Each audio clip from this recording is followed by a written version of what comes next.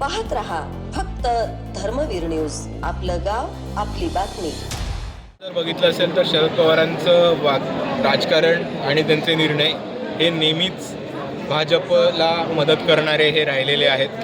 म्हणजे 2019ला जर आपण आता अजितदादा आपल्यामध्ये नाही आहेत, पण अजितदादांचंच स्वतःचं वक्तव्य होतं की जेव्हा जी पहाटेची शपथविधी होती तेव्हा ती शपथविधी ही शरद पवारांच्या सांगण्यावरनं केली होती.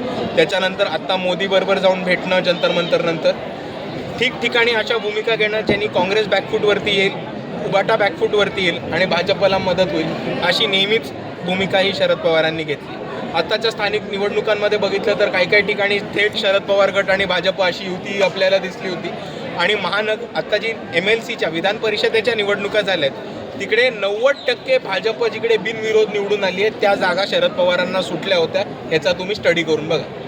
माझं एवढंच म्हणणं आहे की आज आपण बघितलं तर भाजपच्या विरुद्ध आपल्याला खूप मोठ्या प्रमाणात निराशा दिसेल. ठिकठिकाणी लोक भाजपच्या शिव्या घालताना दिसतील, भाजपचा मतदार कमी होताना दिसेल, भाजपकडनं लोकांचा कल जाताना दिसेल. दुसऱ्या बाजूला ज्या बाजूला भाजपला शिव्या घालणं म्हणजे देशाला शिव्या घालणं किंवा नरेंद्र मोदीच्या विरुद्ध बोलणं म्हणजे भारत देशाच्या विरुद्ध बोलणं, अशी एक गरिमा जी नरेंद्र मोदींच्या लोकांनी उभी केली होती ती अख्खी उतरलेली आहे आणि ती गरिमा अख्खी फाटलेली आहे. आणि आज नरेंद्र मोदी देशाला लुटतायत, देशाला विकतायत, हे प्रत्येक जनमानसाचं मत झालेलं आहे. आणि त्याच भूमिकेवरती वंचित बहुजन आघाडी आता स्वतःला कॅपिटलाइज करते.